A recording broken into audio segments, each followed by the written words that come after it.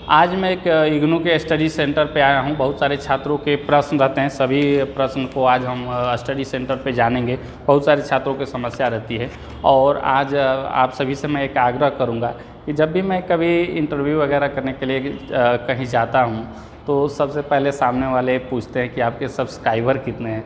तो अगर सब्सक्राइबर कम बताया जाए 1000 में तो वो कहते हैं कि मतलब बड़े जो होते हैं अधिकारी तो कहते हैं कि ठीक है आज हमारा मीटिंग है, कल आइए।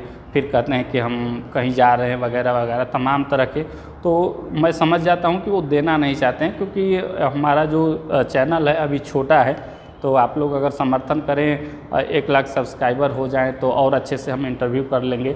लेकिन जहां मैं आया हूं सर से मैंने आग्रह किया कि सर आप इंटरव्यू दे दीजिए, छात्रों की बहुत समस्याएं हैं। तो सर ने स्वीकार कर लिया है। तो आइए सर से हम बात करते हैं। हम एक इग्नू के स्टडी सेंटर पे आए हैं और हमारे साथ सर हैं और बहुत सारे छात्रों का कमेंट आता है क्वेश्चन को लेकर। मैं सारा लिख के लेके आया हूँ और पूछूंगा सर से। और ये असाइनमेंट है, देखिए इस असाइनमेंट में छात्र ने 83 नंबर पाया है। लाइव आपको मैं पूरा दिखाऊंगा क्योंकि इस पर प्राइवेसी मैंने हटा दिया है, कितना इनरोलमेंट नंबर है क्या वगैरह। तो इस असाइनमेंट को हम काफ़ी अच्छे से दिखाएंगे और ये दोनों तरफ लिखा है, इसको हम बाद में देखेंगे। सर बहुत सारे छात्रों का इग्नू में कमेंट आता है, कुछ उनके सामान्य जानकारी चाहते हैं वो। सबसे पहला जो प्रश्न आता है छात्रों का, बहुत सारी समस्या है कि इग्नू में फ़ोन करते रहिए, कितना भी करिए, कोई रिसीव नहीं करता है, ना कोई रिप्लाई मिल पाता है, छात्र परेशान रहते हैं। सर इसका समाधान क्या है कि आखिर फ़ोन इग्नू के ऑफिस में क्यों नहीं उठाया जाता? नहीं, और ऑफिस का तो नहीं बता सकते, लेकिन हमारे ऑफिस में तो जब हम लोग रहते हैं तो ज़रूर फ़ोन उठाते हैं जी। चूँकि BSNL का फ़ोन लैंडलाइन फ़ोन है तो कई बार ऐसा होता है कि घंटी ज़रूर बजती है लेकिन हो सकता है फ़ोन वहाँ का ख़राब हो। अच्छा। ऐसा भी हो सकता है, लेकिन मतलब रिसीव कर लिया जाता है। लेकिन हमारे सेंटर पे तो आप कभी भी फ़ोन करेंगे, ऑफिस खुला हुआ है तो ज़रूर फ़ोन उठेगा। अच्छा चलिए, तो देखिए आप ट्राई करिएगा एक बार फिर से।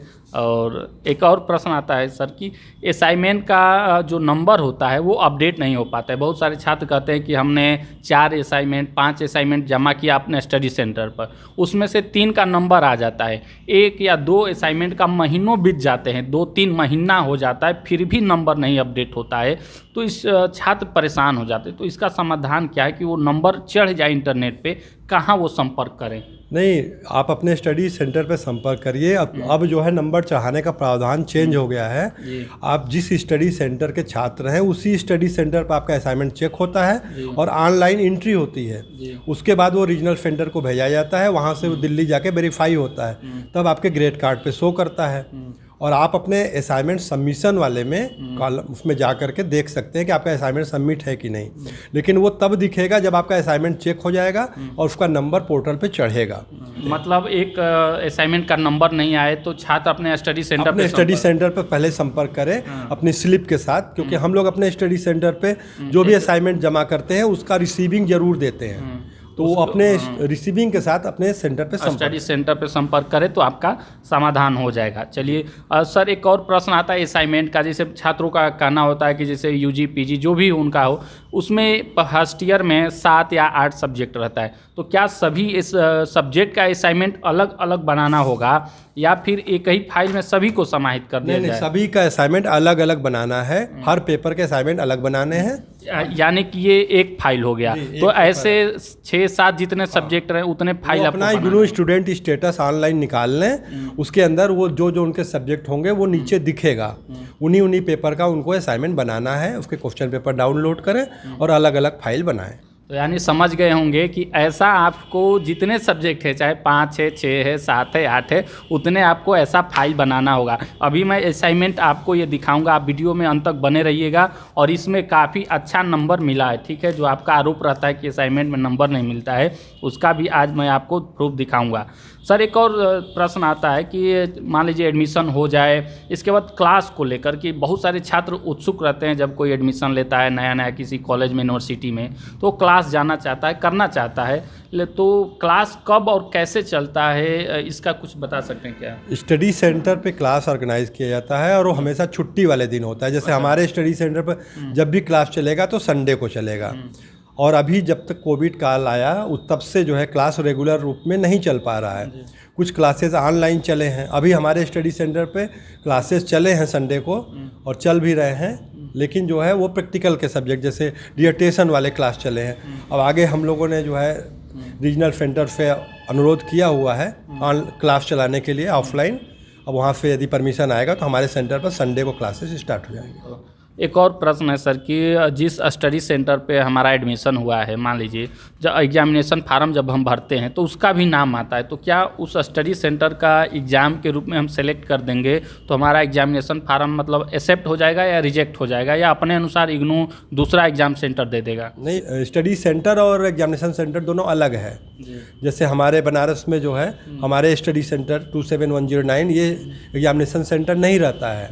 आपके BHU में एक स्टडी एग्जामिनेशन सेंटर है, UP कॉलेज में रहता है। इस तरह से जो है यानी कि मतलब अपने अनुसार देता है, और मान लीजिए उस स्टडी सेंटर में जहाँ छात्र एडमिशन लिए हैं एग्जाम सेंटर में उसका नाम आ जाए तो अप्लाई कर सकते हैं? हाँ, कर सकते हैं। यदि एग्जामिनेशन सेंटर में उसका नाम आ रहा है तो आप ले सकते हैं। हाँ, तो चलिए एक बहुत अच्छी जानकारी मिली कि अगर आप एग्जामिनेशन फार्म भरते हैं और उसमें आपका स्टडी सेंटर भी आ रहा है लिस्ट में तो आप वहाँ पे अप्लाई कर सकते हैं अपना एग्ज़ाम सेंटर में। सर, एक और छात्रों का प्रश्न आता है कि असाइनमेंट में क्वेश्चन लिखना ज़रूरी है क्या? जैसा कि अभी मैं असाइनमेंट देख रहा था यहाँ पे, तो यहाँ क्वेश्चन लिखा हुआ है, तो मतलब कंपलसरी है या नहीं, ऐसा कुछ नहीं? कंपलसरी नहीं है। यदि आप क्वेश्चन पेपर का प्रिंट आउट लगाए हुए हैं तो सिर्फ उसका नंबर भी लिख सकते हैं। क्वेश्चन जरूरी नहीं है कि क्वेश्चन लिखना जरूरी नहीं है। तो इससे नंबर पे कोई प्रभाव तो नहीं पड़ता? नंबर पे कोई प्रभाव नहीं पड़ता है। टीचर जो है क्वेश्चन पेपर लगा रहता है, उससे वो मिला लेते हैं कि इस क्वेश्चन पेपर का ये सीरियल नंबर का ये आंसर है। अंतिम सवाल पूछते हैं छात्रों का, जिससे आपका अनुभव है या कुछ भी रहा हो, जैसे छात्र एग्ज़ाम की तैयारी कैसे करें, क्योंकि एक सिलेबस इग्नू में मिल नहीं पाता है सटीक रूप से, तो एग्ज़ाम की तैयारी कुछ अपने अनुसार छात्रों को मार्गदर्शन के रूप में बता सकते हैं? एग्जामिनेशन की तैयारी के लिए वो जो है ऑनलाइन इग्नू के जो पुराने क्वेश्चन पेपर हैं वो पड़े रहते हैं। आप अपना इग्नू स्टूडेंट स्टेटस निकालिए, उसके अंदर ही जो है असाइनमेंट का क्वेश्चन पेपर और रिटन का पेपर पुराने रहते हैं, उसी को निकाल के उसी हिसाब से अपनी तैयारी करिए। और अभी मैं आपको असाइनमेंट दिखा रहा हूँ, आप थोड़ा सा मैं कहूँगा इधर ला लीजिए, अच्छे से इसको मैं दिखा दे रहा हूँ। आप ये देख रहे हैं इग्नू का ये असाइनमेंट है, ठीक, और ये कागज़ का फाइल है, और ये देखिए यहाँ से कुछ नहीं लगा हुआ है, किसी भी छात्र का प्राइवेसी यहाँ पे हनन नहीं होगा। यहाँ नंबर दिखाइए 83 नंबर, और ये क्वेश्चन पेपर लगा हुआ है, ठीक है। और इसके बाद देखिए डायरेक्ट यहाँ से इन्होंने अपना क्वेश्चन लिखा हुआ है, यहाँ पे देख रहे हैं तो ब्लैक कलर का जो दिखाई दे रहा है, इन्होंने अपना क्वेश्चन लिखा है। इसके बाद आंसर है, यहाँ पे कॉपी चेक हो गया है। ये इंग्लिश मीडियम के छात्र हैं। अब छात्रों का प्रश्न आता है कि हम एक तरफ लिखें या दोनों तरफ। देखिए यहाँ पे इन्होंने दोनों तरफ लिखा है, फिर भी 83 नंबर इन्होंने पाया है, यानी कि इससे भी कोई फ़र्क नहीं पड़ता है कि आप एक तरफ लिख रहे हैं या दो तरफ। और ये लाइनिंग वाला भी पेज यूज कर सकते हैं, प्लेन पेज भी यूज कर सकते हैं, A4 साइज़ का जो आता है। और इनका लिखने का स्टाइल वगैरह देख सकते हैं, कितना बड़े बड़े इन्होंने लिखा है, इनके बीच में कितना स्पेस इन्होंने दिया है। अब ये कौन है इसके बारे में तो हम जानकारी नहीं दे सकते हैं। अब पूरा देख रहे हैं, ये पूरा डायग्राम वगैरह भी इन्होंने बनाया है असाइनमेंट में।